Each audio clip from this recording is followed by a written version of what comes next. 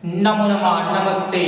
आज फिर संस्कृत कालांश और व्याकरण वाणी में आपका स्वागत है। आज हम पढ़ रहे हैं द्विगु समास। ऐसा कोई घर नहीं इस पृथ्वी में जिसके घर में समास ना बनता हो, हर घर में बनता है। देखो कैसे, इसका सूत्र क्या कहता है समास का। संख्या प्लस समूह बराबर द्विगु समास। आप ये सोचते होंगे आपके मैंने दो बार द्विगु क्यों लिखा, यहाँ अलग और यहाँ अलग, दोनों में अंतर क्या है। तो भाई साहब ये सीबीएसई वाले चलाते हैं, ये एमपी बोर्ड वाले चलाते हैं। एमपी बोर्ड वाला ऐसा लिखते हैं, सीबीएसई वाला ऐसा लिखते हैं। जिसके में जो लिखा हो वो पढ़ लेना, लेकिन उदाहरण जो है उसमें कोई परिवर्तन नहीं हो सकता, वो सबके एक से है। ठीक है, देखो जैसे हमने पहला शब्द लिया पंच, पांच, ठीक है ना। फिर हमने लिखा वटी। अच्छे से याद रख, द्विगु समास मतलब पहला पद सामने का पद संख्यावाची, उसके बाद समूह आए। तो ये देखो पहला पद ये क्या आ गया, पांच। वटी मतलब क्या हो गया, वृक्ष हो गया। ठीक है, तो अब इनको कर दो, पांच वृक्षों का समूह क्या होता भैया, पंचवटी। पांच वृक्षों का समूह पंचवटी। अब देखो ये बहुत आता है आपके इसमें चौराहा, ठीक है, आता है ना चौराहा। ये कितने रास्ते, चार। ये क्या है, चौराहा। ठीक है, मतलब क्या हुआ, चार रास्तों का समूह। कितने रास्तों का, चार रास्तों का। ठीक है, और आगे चले, और जो तुम्हें जोड़ना हो भैया जोड़ लीजिए। पंच पात्रम लिख दीजिए, देखिए पंच। ठीक है, फिर इसके बाद हमने लिख दिया पात्र। पात्र तो आप समझते हैं ना, बर्तन, छोटे बर्तन जो होते हैं पांच, को पंडित को देते हैं अपन पूजा में जो, वो पांच बर्तन। तो पहले क्या आ गई, गिनती, आगे संख्या। इसके बाद क्या बचा, पांच बर्तन का क्या बनेगा, समूह। तो लिख दो भैया यहाँ पे से, पांच बर्तनों का समूह।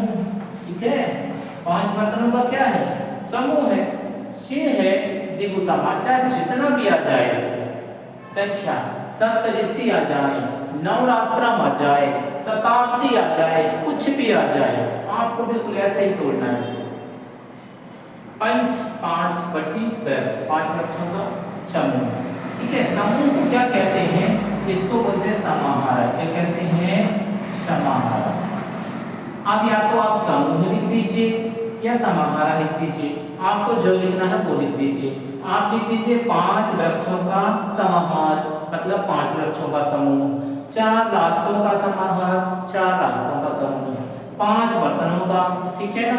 लेकिन यदि इसमें कहीं पर दशानन आ जाए, क्या आ जाए, दशानन, क्या आ जाए, दशानन, तो याद रखना ये द्विगु समास नहीं है और हो भी नहीं सकता। क्यों, क्योंकि ये 10 है, जिसके 10 सिर हैं, लेकिन वो एक ही व्यक्ति है। याद रखना, वो एक ही व्यक्ति, उसके 10 सिर हैं। ऐसे तो आपकी मेरी भी पांच पांच होंगी, 5 और 5 10। अपन क्यों नहीं आते, इसलिए नहीं आते कि व्यक्ति है, व्यक्ति जो है अकेला व्यक्ति द्विगु समास में नहीं जा सकता, उसका समाहार नहीं बन सकता, उसका समूह नहीं बन सकता।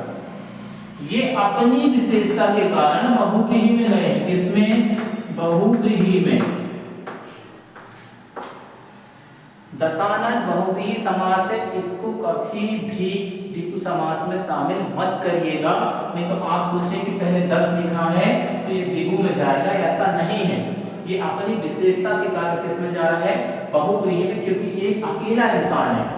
अगर 5-6 होते तो बन सकता था। ठीक है, आप देखो उदाहरण के लिए,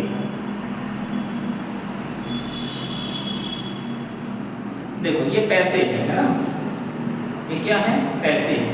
द्विगु समास बता रहा है आपके घर में कैसे बनता है।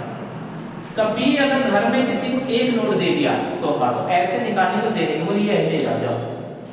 लेकिन कभी ये इकट्ठे हो गए 10-15, तो आप ऐसे ऐसे गिनेंगे उनको, गिनेंगे ना, गिनेंगे कि नहीं? अरे ये समूह हो गया भाई, इसलिए गिन रहे हो, इसीलिए तो द्विगु समास बन रहा है तुम्हारे घर पे। क्यों बन रहा है? 1 2 3 4 5 6 7 8, तो लिखा तो है 10। अभी पंचवटी लिखा था, पंचपात्रम लिखा था, नवरात्रि लिखा था, सब में तो गिनती आ रही है ना। तो पैसा कहाँ गिनते हो? सामने ऐसे ही गिनते हो ना, तो ये सामने ही तो आ रहा भैया। उसके पीछे कौन आएगा? समूह। तो पहले संख्या और उसके बाद समूह। कौन सा समास बनेगा? द्विगु समास।